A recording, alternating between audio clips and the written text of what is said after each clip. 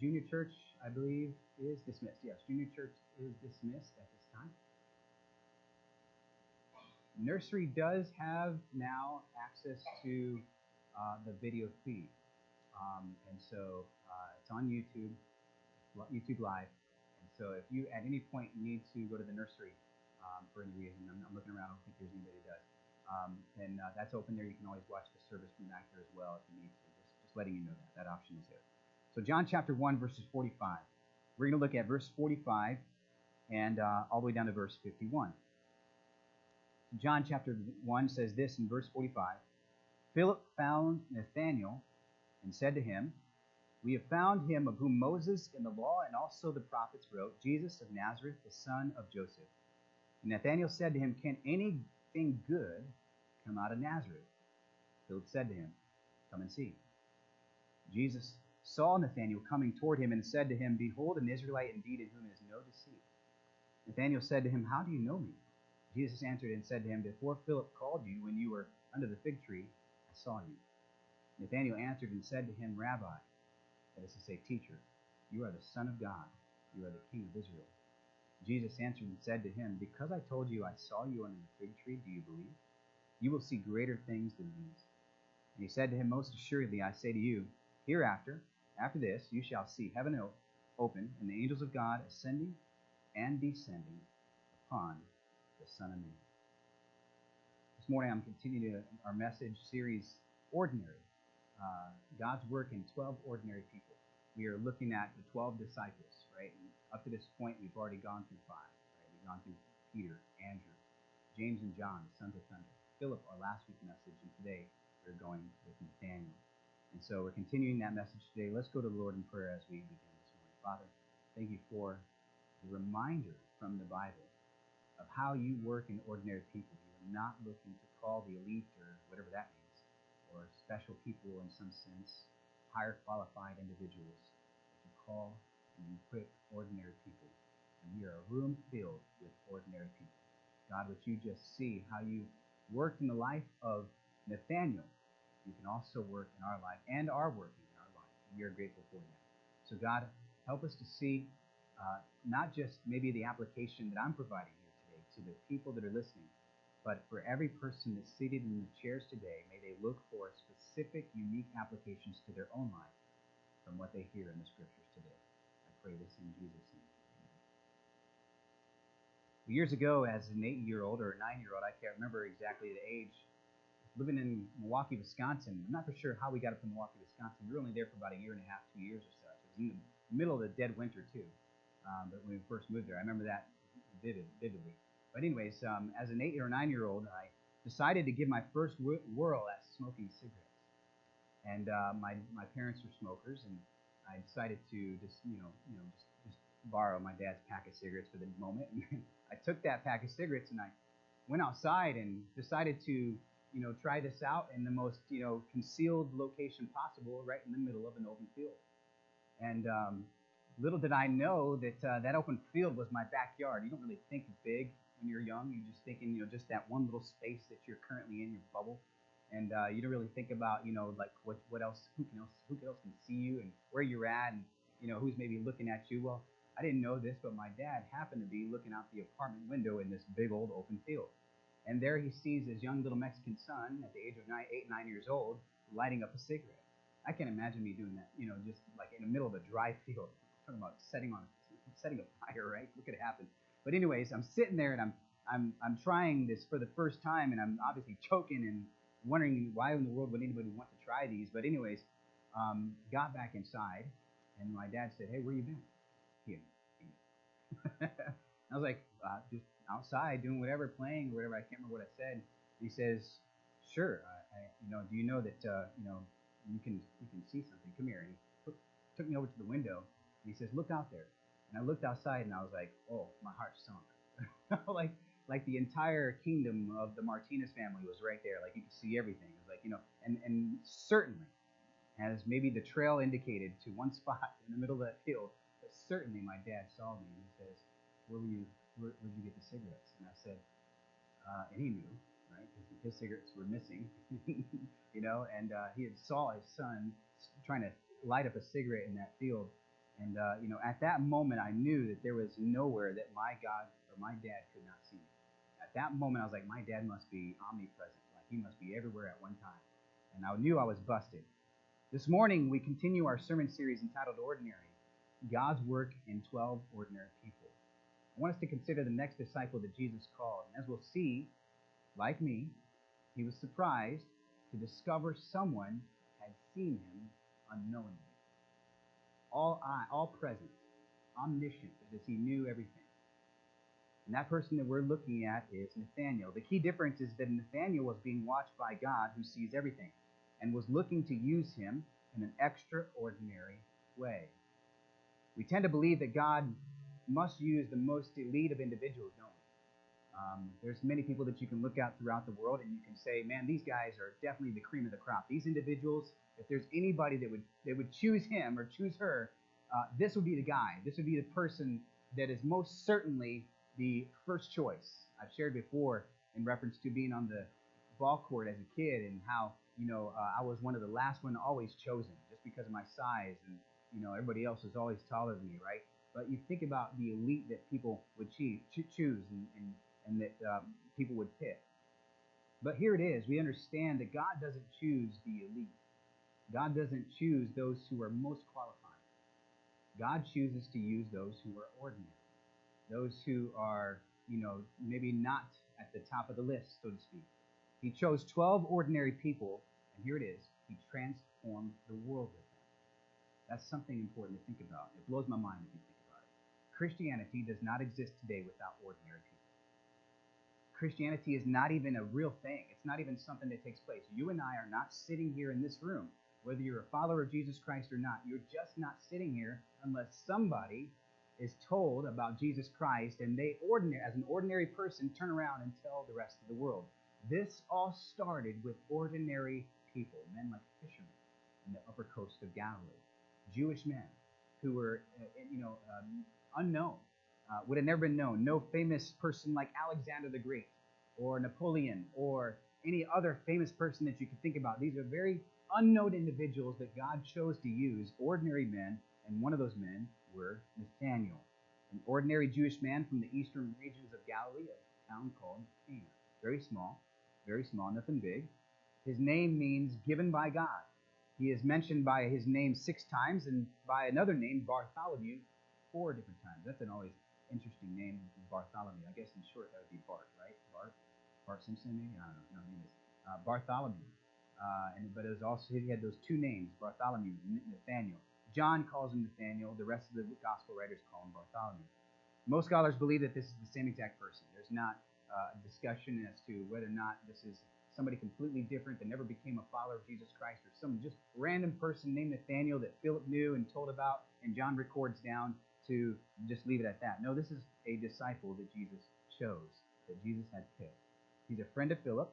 We talked about him, the analytical disciple, last week. We talked about how he analyzed everything, the bean counter, so to speak, to the point of locking himself up, which is what being analytical does to us often. We get to a place where we just kind of lock up because we're too busy analyzing this or that, and consequently we don't do anything for God. Well, he's a friend of this person, Philip, who's the analytical disciple that we talked about last week. You recall that Philip, just a little bit of background, follows Jesus initially by faith, and no questions asked. He immediately heads back to his neck of the woods to find his dear friend, Nathaniel, to point him to Jesus as well. And Philip wants his friend to know Jesus. That's what's happening here. Philip is he has a concern for his good friend Nate. And so he does everything that he can to go find Nathaniel, and he says, I've got to tell you about somebody who is changing my life. The main point that I want you to gather today is this. God is very present today, actively working to draw us to him. It's very simple. You walk away with that main point right there. That is the goal. That is the desire. That is what I want you to walk away with, understanding that God is hunting you down actively today. All right? Now that's a weird way of saying it, a round way. That's a short frame for that, but God is very present today. And he is actively working to draw us to him. And I believe that with all my heart, and I think that There's a reason why every single person who's visited this place or been members long-term or maybe first time visiting, there's a reason why you're here today. No accident. There's a reason. It's because God is working to draw you to himself. I believe that with all my heart. As we look at the Bible text for today, we'll see Nathaniel as a man who is curious about how God knows him and how Jesus highlights God's supernatural work in and around us to draw to himself. So think about that. God knows him. And God is doing everything to draw those who he knows to himself. Let's look at this first one, all right? Number one, Nathaniel is pointed to Jesus. Look at verse 45, back in John chapter 1. Verse 45 says this, Philip found Nathanael and said to him, we have found him of whom Moses in the law and all the prophets wrote, Jesus of Nazareth, the son of Joseph. You can imagine Philip hightailing it back to Cana. He's from Bethsaida. That is just in the north end of Galilee. And I should have put up a map for you guys today so you can kind of picture this. But there, if you go to the Middle East, you'll see the Sea of Galilee. And just right on the upper coast of the Sea of Galilee is Bethsaida, Capernaum. And then just east, facing your way, just east, is a little town called Cana. Right? And Cana is just north of a little smaller town called Nazareth. And so, as you can imagine, just like many even today, there's many small town rivalries. Well, this is very much a reality in the Middle East in Jesus' day. There would have been undoubtedly rivalries amongst certain towns and suburbs and such. Cana would have had its football team, and Nazareth would have had its football team, and they would have been at rivals. Not really a football team, just metaphorically speaking, right? And they would have been at rivals undoubtedly. And so here it is. Philip, he is from Bethsaida, and he's hightailing it back to Cana because he has a hometown friend or a friend that he knows of there to tell about Jesus. And you see that in the first three words. Philip found Nathanael. Philip found Nathanael, which indicates what? He was looking for Nathanael, right? He was going after Nathanael. He was looking for him. He's trying to find him. And so he's immediately looking for Nate after Jesus confronts him. How did Jesus confront him, by the way? Look at verse 43. The following day, Jesus wanted to go to Galilee, and he found Philip and said to him, follow me. Now Philip was from Bethsaida, the city of Andrew and Peter. Philip found Nathanael. There's how it starts. So first and foremost, we understand this, just like we looked at last week, the normal pattern of Christianity is this, is that God first finds you, and then you turn around and go find someone else. And that's exactly what's happening here. And by the way, that is literally the pattern of Christianity from the very first day all the way to where you and I are sitting here today. God found you, and then God found me, and then we turn around and go and look for others to tell about Jesus the same. That's exactly what Christianity is all about. In fact, Christianity doesn't exist without that pattern. God finds us, and then we turn around and go and find other people to point them to Jesus the same. That's what's happening here. When you see that phrase, Philip found Nathanael, what he's doing is he's saying, I got to tell somebody else about Jesus. This is what found people do. They look for those that are still lost. You ever have a friend that is overwhelmingly telling you about Jesus? It comes with the territory. It's what we do. You say, they're so obnoxious. They won't leave me alone. All right?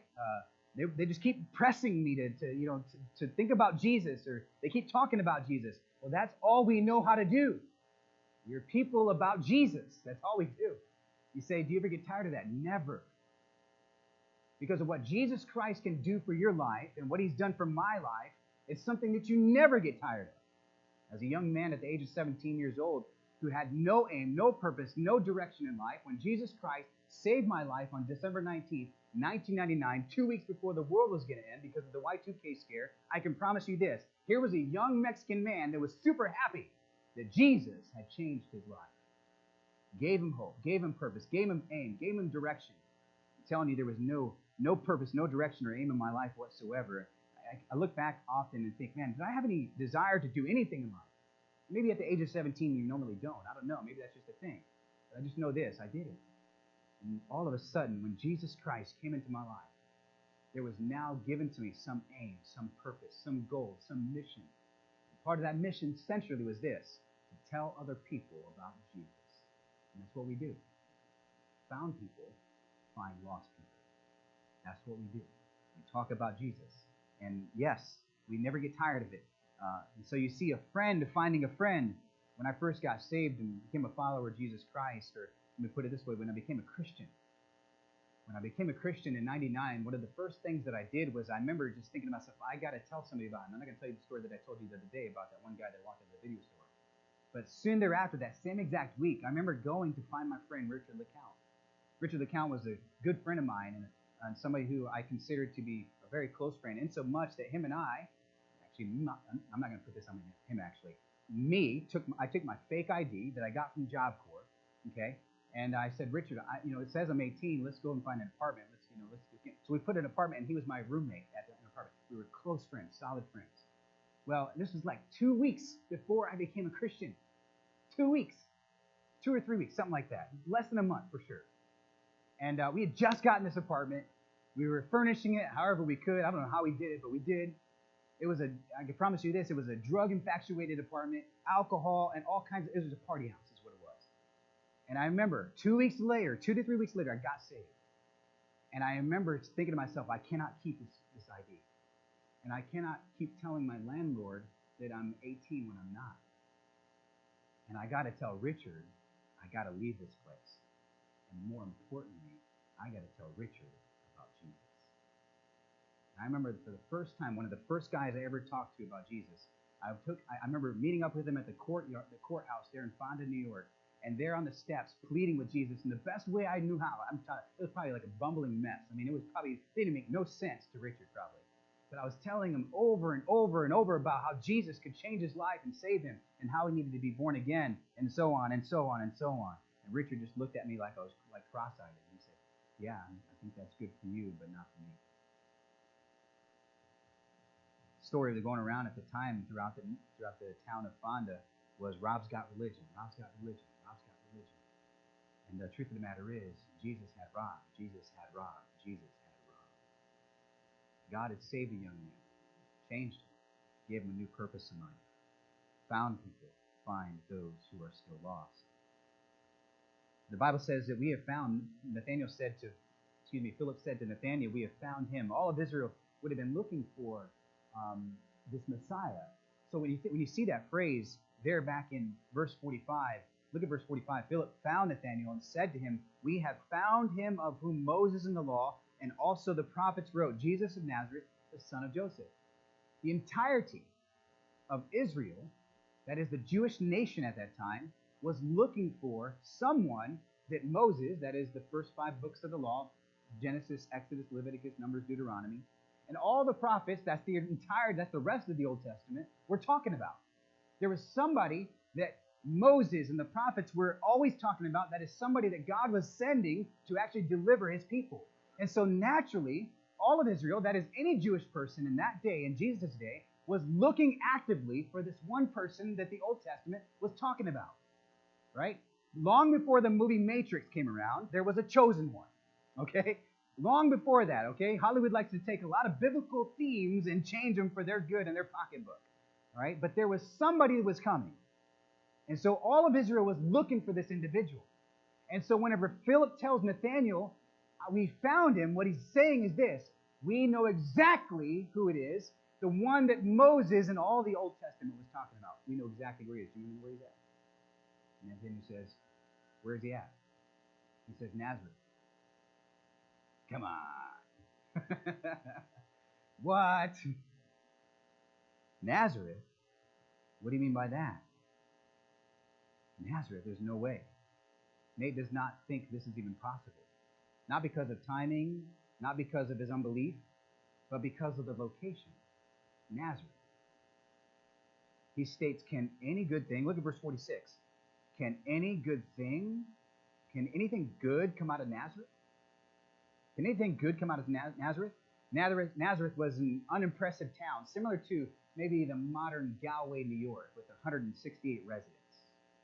Maybe Fonda, New York, with a total of 663 residents currently as of 2025.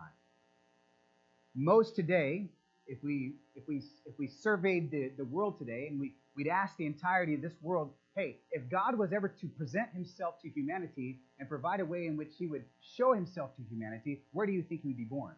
And we'd all pick like prominent places, maybe like New York City, even though that maybe not prominent anymore. But anyways, maybe like LA or maybe Washington, D.C. Nobody would ever say, I think it's going to be Galway, New York. Nobody. In any sense whatsoever. Now you get the mindset then. You get the mindset of Nathaniel. Whenever Philip tells him that we have found him of whom all the Old Testament is talking about, and he asks him, where's he at? He says, Nazareth. He's saying, come on. There's no way. Can anything good come out of Nazareth? No way. Like all of us would say the same exact thing if we reference even some of our own familiar cities. There's no way we'd say places like Galway or Fonda, and no way Nathaniel or Philip could believe his ears whenever he heard Philip say Nazareth. It just wasn't a prominent place. Probably mixed in that was also a little bit of prejudice on Nathaniel's end. While there was rivalry amongst the towns in that area, there was also some prejudices. There was also some separation, some segregation, so to speak. That is to say, listen, you keep to your town, we'll keep to our town, and our town is the best one, yours is not, rivalry taking place and everything as well.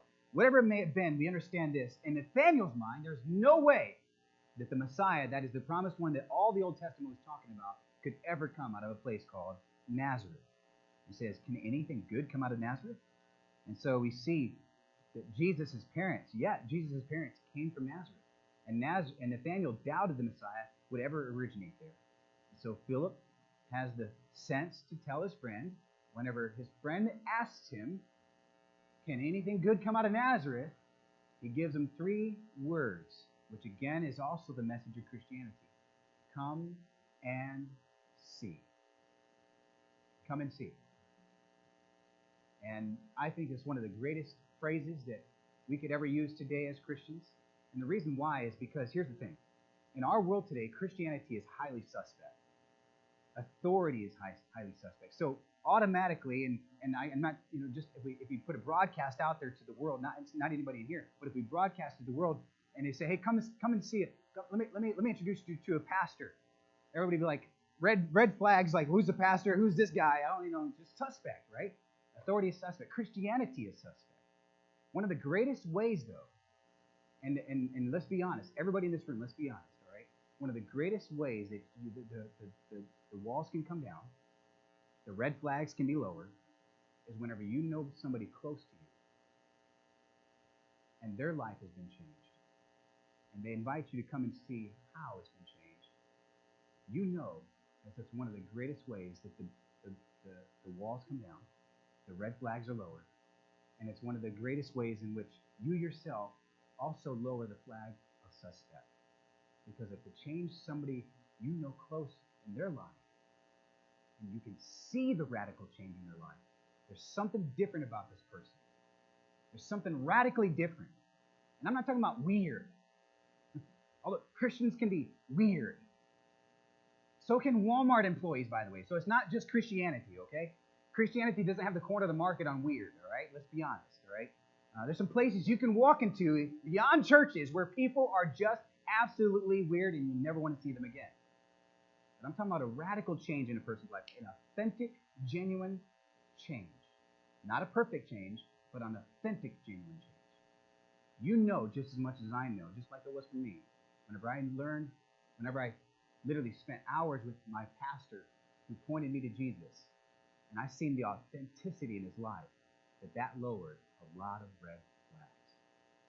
Come and see has a lot of weight, because what you're doing is you're inviting somebody to actually see the change, not just hear about it.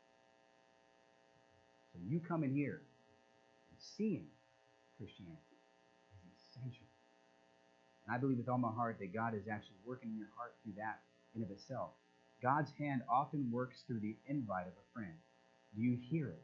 Nathaniel had a friend who pointed him to Jesus and told him to come and see for himself if Jesus was who he claimed to be. The interesting thing is, long before we come to Jesus to see for ourselves, he already knows us. That's so important. So important. Number 2, Jesus knows Nathaniel. Look at verse 46. Nathanael said to him, can any good thing come out of Nazareth? Philip said, come to him. And Jesus saw Nathanael coming toward him and said to him, behold, an Israelite indeed, in whom there is no deceit. Nathanael said to him, how do you know me? I like that statement. Is there anything that surprises us, though, about God knowing us long before we even begin to look into him? Does that take you by surprise? That God would know you before you even think about him? It doesn't take me by surprise. It's like, man, it kind of makes sense, especially if we're talking about God, the very creator of heaven and earth. As Nate is coming to see for himself who this Jesus is that comes from Nazareth, he's called out by Jesus. Jesus says, behold, or look, an Israelite in whom there is no deceit. No deceit. Nathaniel embodies no deceit, meaning he's honest and he's transparent. This is one of those guys who deals truthfully with all of his dealings. He's not a guy who kind of cuts corners to gain a profit. He's not one who cheats somebody else to actually figure out how he can get the upper hand in a certain way, financially or whatever it may be, relationally or whatever it may be. This is a guy who does dealings up to par. He's a man who is square in his dealings. He is authentic. He's genuine. There's no guile. There's no deceit whatsoever. And I'm going to tell you, I'm going to be honest with you. That's what we need today is authentic people. How many of you guys are getting tired of perfect people? You guys been in this world? We're perfect sometimes ourselves. We like to set ourselves up. One of the things I laugh at oftentimes is those that are near and dearest to me, those, especially my nieces and my nephews, whenever I see them post pictures on Facebook, I'm like, I don't even recognize you. That doesn't even look like you. I just saw you last week, and that is not you. You're an imposter. You're fake. There's deceit. As the King James says, there's guile. No transparency. Putting on a show. Very shiny on the outside, but absolutely empty on the inside. Nathaniel is a guy who tells it how it is. He's authentic, he's genuine, he's real. This is why when Jesus says, behold, an Israelite, or look, an Israelite, there's no deceit in this guy, and he says, how do you know me? you know, people who are genuine and authentic, they know they're intentionally genuine and authentic. Not only are they intentionally genuine and authentic, they want people to know it because they hate fake. They hate superficial, like we all do. All of us want to be genuine and authentic because we've seen what fake and superficiality looks like. It absolutely is draining to put on a facade, to put on a show, to put on this appearance, and then go back home to face the reality of who you really are. And so authenticity, genuineness is much more life-giving. And it's not only life-giving, but it's also something that people can rest in whenever they actually practice it. So whenever Jesus comes his way and he says, there's no deceit in this guy, it was no issue for Nathaniel to say, how do you know me? You got it right, Jesus. How do you know me? Yeah, I'm as authentic as they come. I do not like fake liars. I don't like being a liar. I don't like being superficial. I'm that guy, right? You called it. How do you know me? How do you know me? How? And I think it's a question, yes, that points out his authenticity, but it's also a question that's very much inquirious. That is to say, he is very curious how exactly Jesus does know. Because he's never seen this guy in his life. All he knows is this some guy from Nazareth. And he's already suspect about that. So he's coming to see because Philip told him to.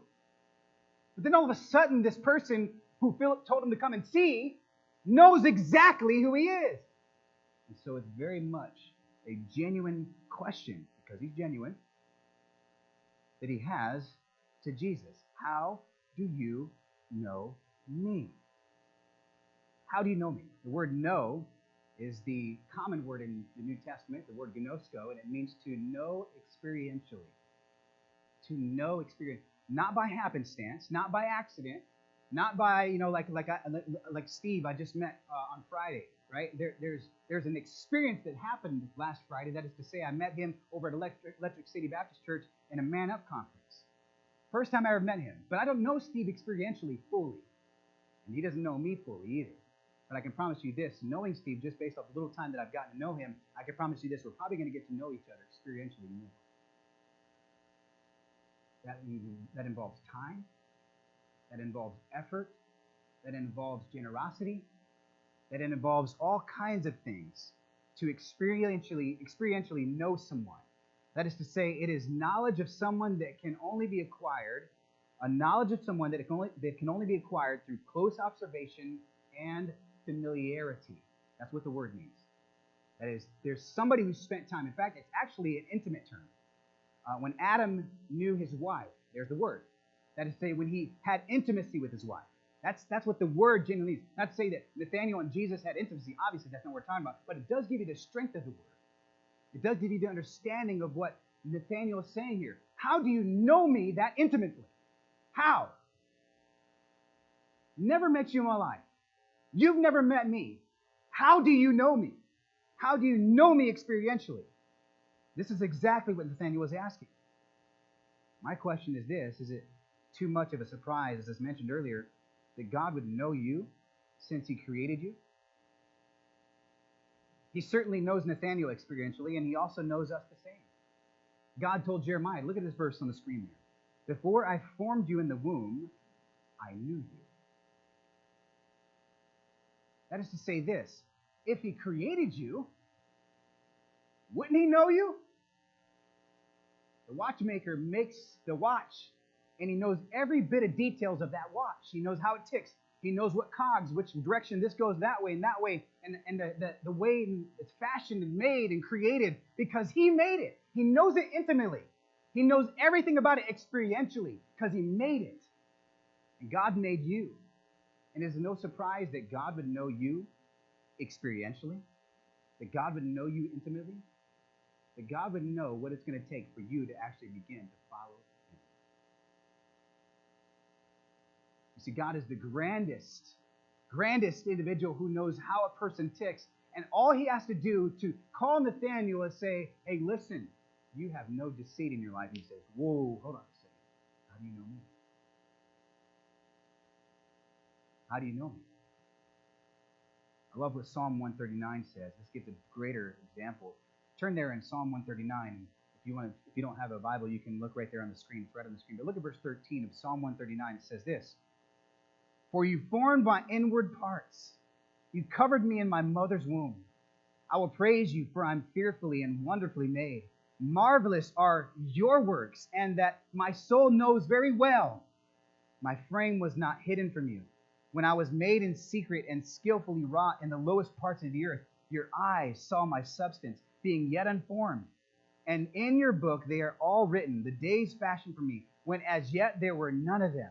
That is to say, God knows every day that you'll ever live, long before your days were numbered. God knows about them. How precious, verse 17, are also your thoughts to me, O God. How great is the sum of them. If I should count them, they would be more in number than the sand.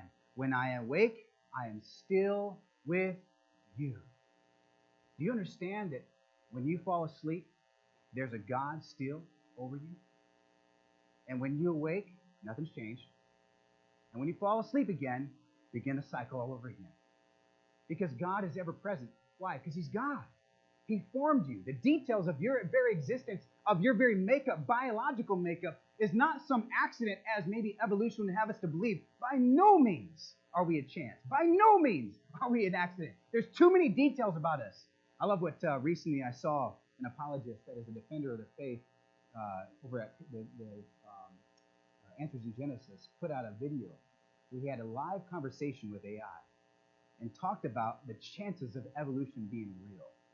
And boy, did AI wipe evolution off the map. It was so funny. I was like, yes, amen. It makes absolutely no sense. Listen to me. You are not here by chance. God made you. He formed you in the womb. Long before your days even began, he said, this is the number that you have. This is how many days you will live. This is where you're going to be born. This is the time that I'm going to confront you with my love for you. This is the time where you need to come and see and listen to what I'm trying to tell you. This is this, and all these things God laid out long before you were ever created. Because, here it is, he knows you. God knows you. He created you. So why would it surprise us that he knows us? That this very God of heaven would even begin to point out how he knows us. Notice how Jesus knows Nathaniel in real time. And I point out the phrase in real time because here's the thing. Often what we think is we think that God does not work in real time. That is it. He does not work in our lives like he works in their life. He does. There's no difference. God works in their life in real time, and he also works in your life in real time. But notice how he does that. Let's look back in John chapter 1. Go to verse number 48. Nathanael said to him, "How do you know me?" Jesus answered and said to him, "Before Philip called you, when you were under the fig tree, I saw you." Three phrases. Before Philip called you, that is to say this. When you were still alone, that is before Philip ever got to Cana, when you were still by yourself, before Philip even called you, that's how I know you. Number two, when you were under the fig tree, that is to say this. He knew exactly his location when he was by himself. And then this, I saw you. Nate, or Nathaniel, was not alone. So here it is. When Nate was alone, in the location that he was in alone, and he was not alone. Does that make sense? When Nate was alone, in the location that he was alone, when Nate was not alone. Because you cannot depart, you cannot rob yourself, you cannot extract yourself, let's put it that way, from God's presence. The point that Jesus is making is this. You were never alone, and whatever you were going through under that fig tree before Philip got to you, I knew about. This is why Nathaniel is like bucking up a little bit. This is why Nathaniel's like, all right, how do you know me? All right, how did you know I'm a man of no deceit? Like, what's going on? Prove it to me. And Jesus says, okay, when you were under the fig tree the other day, before Philip even got to you, I saw you. Nobody saw me. I was the only one there. I was the only person there. I was the only individual in that location. How did you know? Did you say something to him? No. Jesus knew. I often experience this reality of omnipresence with my 3 little kids. You ever been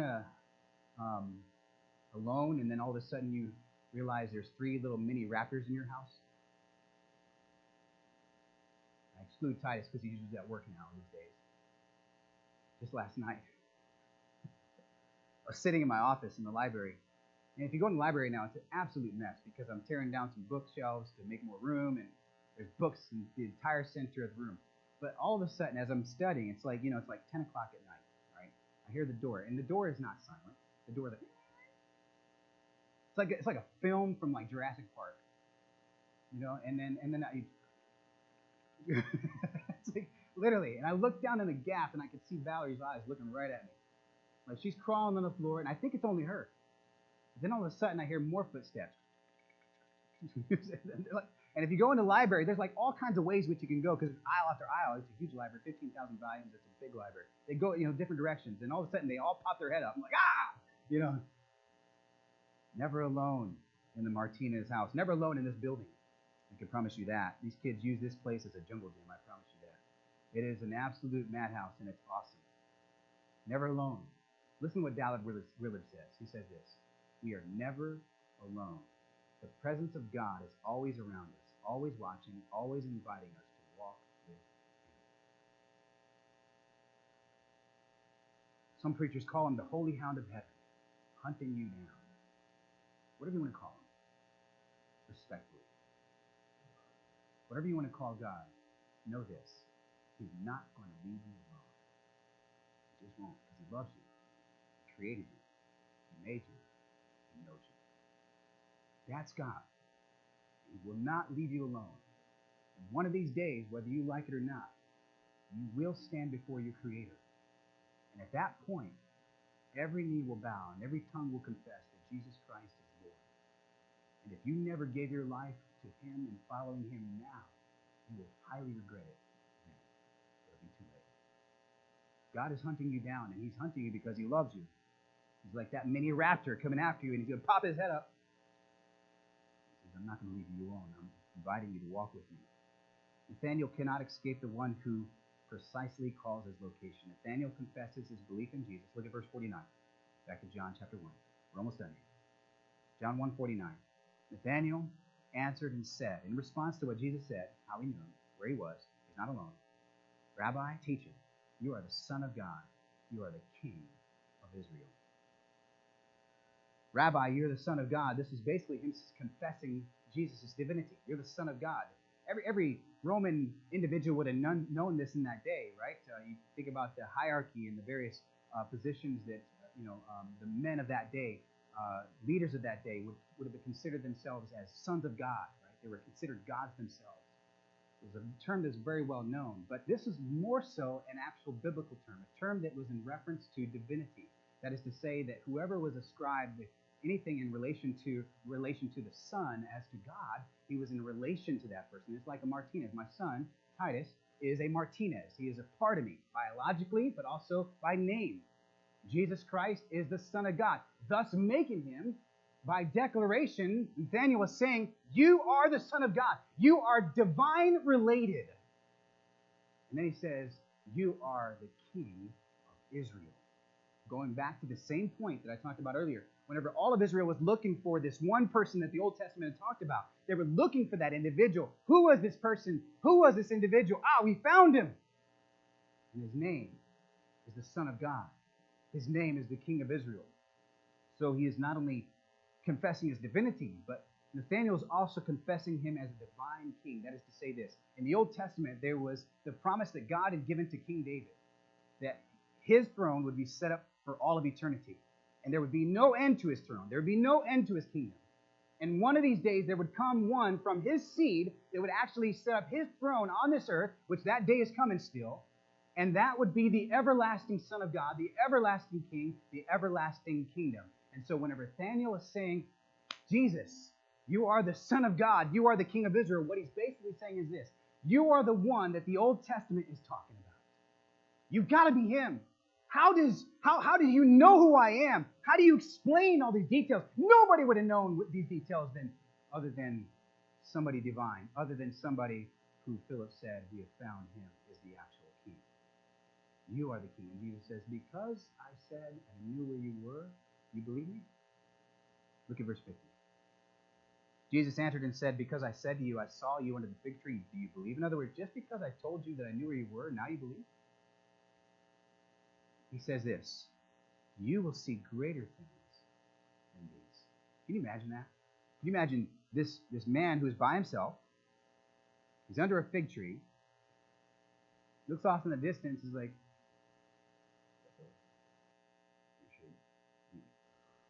whatever he's doing, by himself, Philip gets to say, hey, I just got to tell you, we found him. Who? Jesus of Nazareth. Nope, sorry. Don't believe you. The one that all the Old Testament's talking about. No, I don't believe you, Philip. Have no clue. Want nothing to do about it. He gets to Jesus, and Jesus tells him all about him. And he's like, boom, eyes wide open. Grand. Amazing. He's startled. He's saying, how do you know me? But can you imagine that Jesus says, what you just experienced is nothing compared to what I'm about to show you. Greater things than what I just told you you're about to experience. And if you read through the Gospels, Matthew, Mark, Luke, and John, you'll see those experiences. Dead being raised from the dead. Children being brought back to life. The sick being healed. Walking on water. Feeding of the 5,000. And on the list goes. Jesus, no doubt, expressed and showed to Nathaniel many times over these great things that were far greater than him knowing where Nathaniel was before he even met him. So Jesus is saying, you believe me because I just simply told you about who you are, where you're from, and where you were before Philip called you? You're going to see something greater, Nathaniel. You're going to see something greater. This confession is central to the Gospel of John, where Jesus calls people to start their journey, and that is with faith. As others see him, the next step is belief or unbelief. Trusting Jesus as Savior is essential for salvation and for clearly seeing God's work in your life. Nathaniel is given this invite. Finally, those who follow Jesus see God work greatly. Every ordinary person who followed Jesus within the Gospels witnessed God's supernatural works.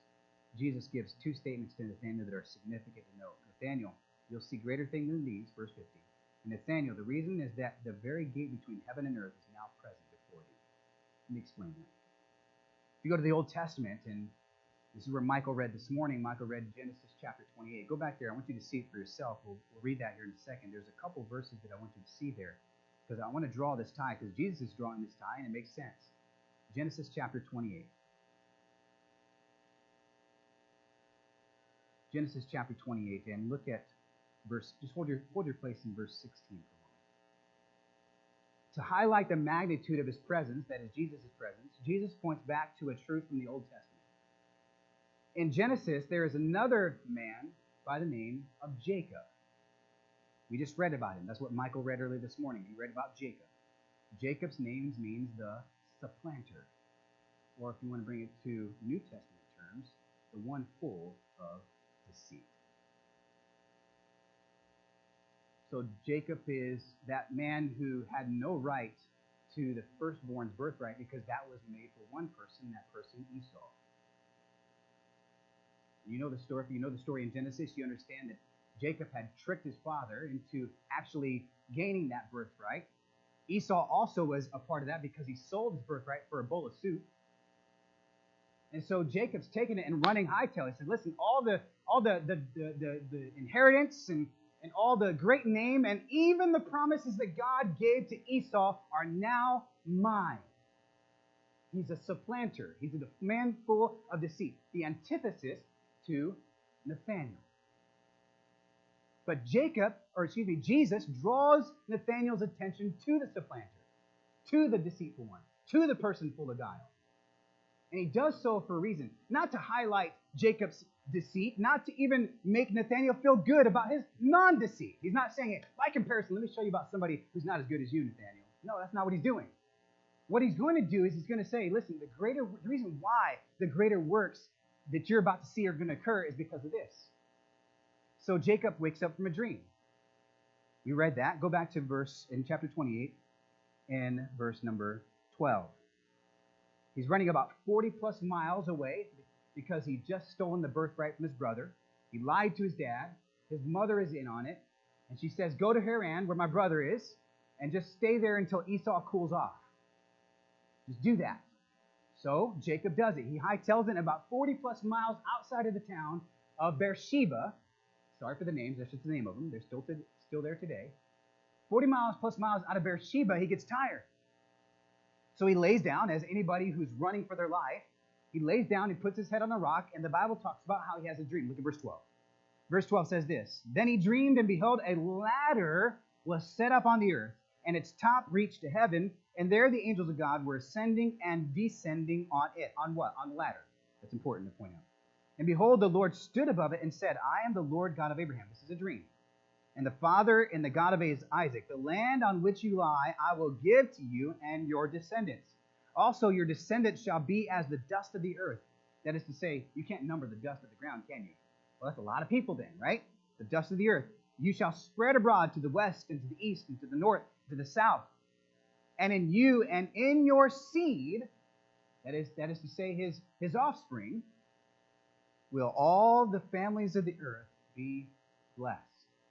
Now, if you go back to the New Testament, which we're not doing now, to the book of Galatians, you understand that is talking about me and you.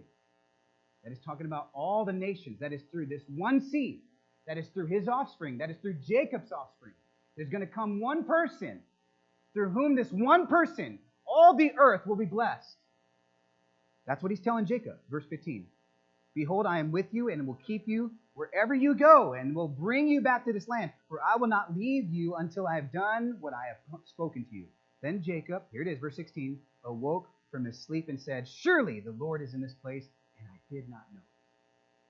Surely the Lord is in this place, and I did not know it. And he was afraid and said, listen to this, how awesome is this place? This is none other than the house of God. Now listen to this, and this is the gate of heaven. What's the point? Well, the point is this. In the Old Testament, Jacob finds out he is in the presence of God. He didn't know it. He had no clue. He had no clue that he was in God's very presence. He wakes back up. He says, man, what is going on? Man, surely this is the place that God is in. And I had no clue. This is none other than the house of God. And this is the gate of heaven, the very place in which all of heaven and earth intersect. That is to say, right here at this location where I laid my head, God showed himself to me. So in the Old Testament, Jacob finds out he is in the presence of God. In the New Testament, Nathaniel finds out the same. So whether you're a supplanter, a man full of deceit, or whether you're a man full of truth, and the spectrum that represents, God is still present before you. There's no respecter of persons with God. That is to say that God only is present amongst those who are the most elite, the individual who's not full of any deceit whatsoever. The point of the Old Testament and the New Testament is this: no matter where you go, you cannot run from God. He is always there. And one of the greatest things that you're going to see in the New Testament is this: as Jesus talks to Nathaniel, go back to John chapter 1, verse 51. You cannot miss this. You cannot miss this. John chapter 1, verse 51. What is the difference between Jacob and Nathaniel? What is the difference between this time frame? What is the difference? Well, in the Old Testament, Jacob dreams of a ladder set up on earth, and its top reached to heaven, and there the angels of God were ascending and descending on it. On what's that? The ladder. Genesis 28, verse 12. When he awoke from the dream, he was afraid and realized that he was completely unaware of God's presence. His dream revealed to him that God was actively working in his life to eventually bring about the Messiah through his offspring. The dream of angels moving up and down from heaven to earth, back and forth on a ladder, was indicative of God's working among men to bring about his greater plan. What is the point? That is this: that God, whether you know it or not, is working. Back to John chapter 1, verse 51, there is one thing not mentioned in the text. The angels are not coming up and down on something. What is it? The ladder. Why is there no ladder? Because Jesus is the ladder. Verse 51, look at it. Most assuredly, verily, verily, very true. What I'm telling you, that's what the phrase means, most assuredly. It means this: every bit of truth that you could ever hear, let me package it up. Here it's for you. Truly, truly, verily, verily, I say to you, most assuredly I say to you, hereafter, that is from this point forward, Nathaniel, you shall see heaven open and the angels of God ascending and descending upon a ladder. No, on what? The Son of Man. Jesus is the way to heaven. Jesus said, I am the door. By me, if any man enters, he shall be saved. John chapter 10.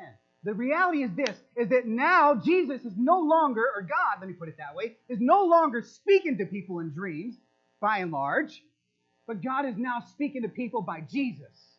Jesus is now present in Nathaniel's day. He's saying this: Jacob, the deceiver, experienced God's presence asleep. Nathaniel, are you awake?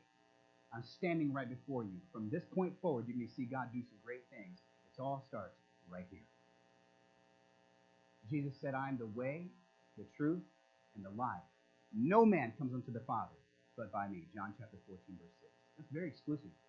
In our modern terms, we'd call that bigoted. But truth by definition is exclusive, whether we like it or not. Truth is truth. Truth is not false. False is not truth. Truth is truth. And so it's false, false.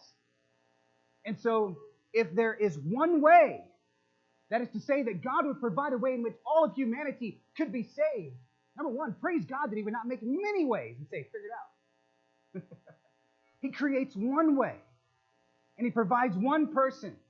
And as Nathaniel is sitting there, wondering how Jesus knows him, and eventually confesses and believes in him, Jesus says, because I told you where you were, you believe in me?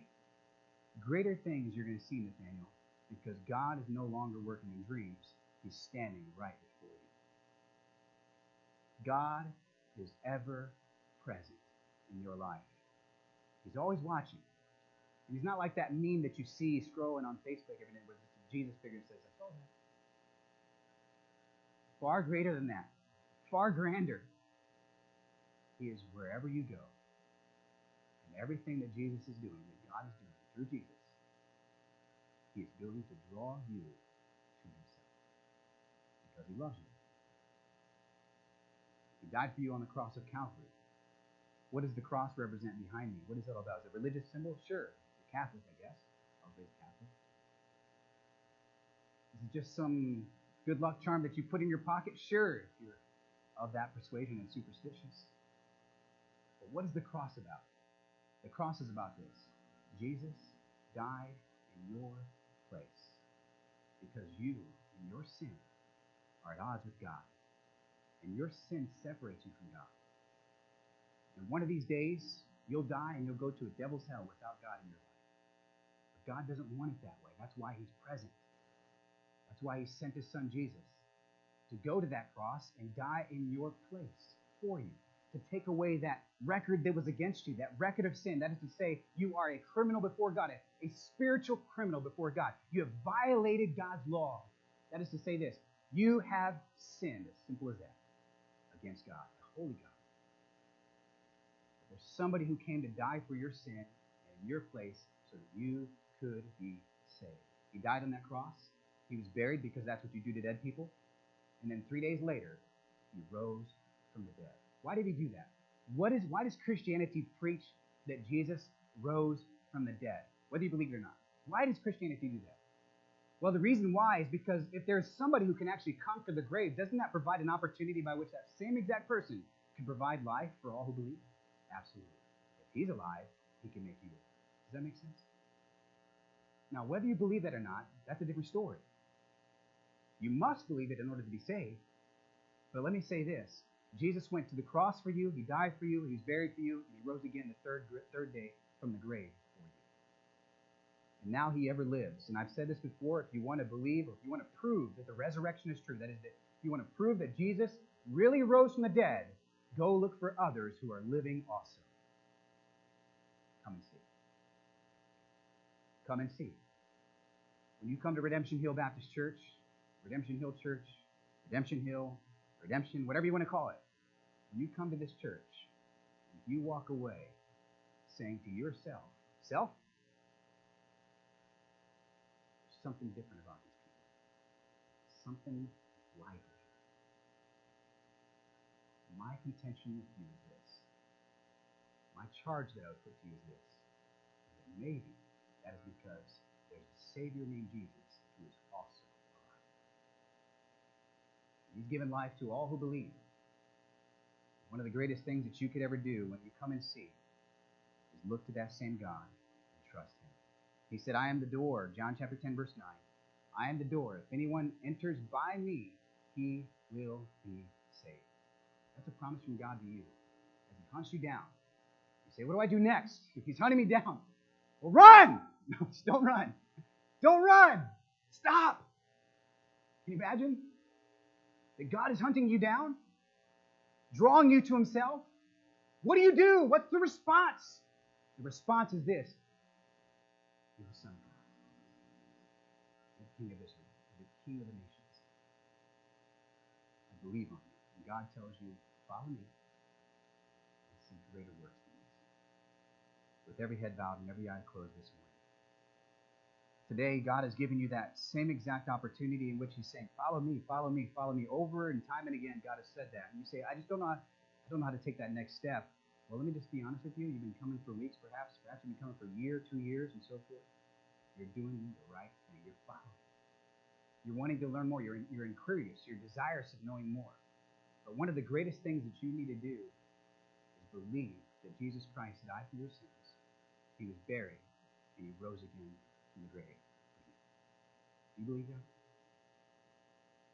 Did you make that decision to follow Jesus today? It's a lifelong series of decisions to follow him.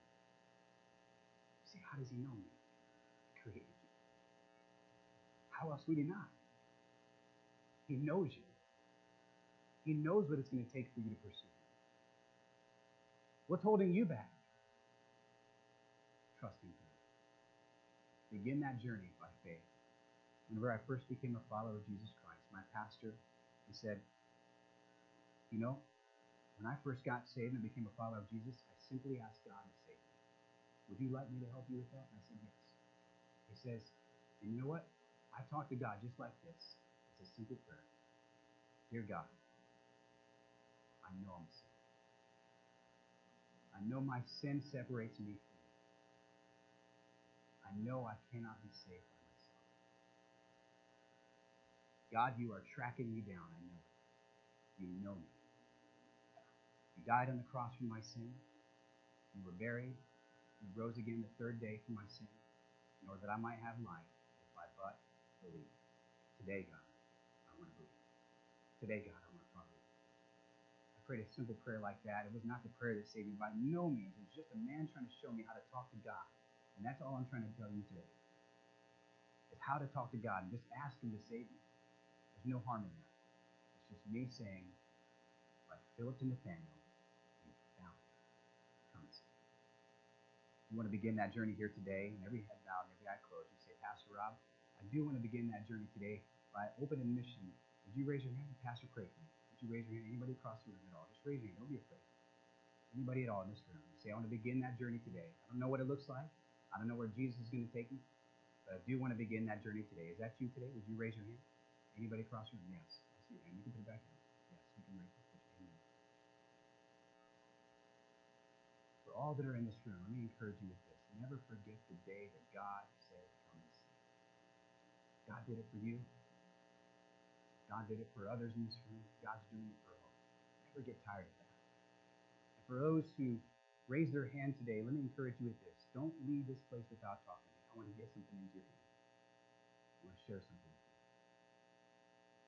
Father, I just want to thank you so much for those who are just honest, like Nathaniel, brutally honest. Oh, I must be honest. When God confronts me, I must be honest. How do you know me, God? How? Up to this point, I've been following. I've been coming and seeing. I'm convinced. I don't know all the answers. I don't know what it fully means, but I believe. Lord, I thank you so much for those hands that are raised. I pray, God, that you would just give them the next steps necessary. May you be glorified, Lord, and all that's said and done here today. And may I just say this, God, I'm so thankful that you never give up on us. When I wake, you are there. When I lay my head down, you never sleep. Evermore, how can I escape God's presence? It's impossible. Lord, thank you for life in Jesus. I pray for those who are beginning their journey here today, just by their own admission, by the raised hand, they would see the most amazing works yet they could ever experience in their life up to this point. And you be glorified because of that decision. I pray this in Jesus' name. Amen.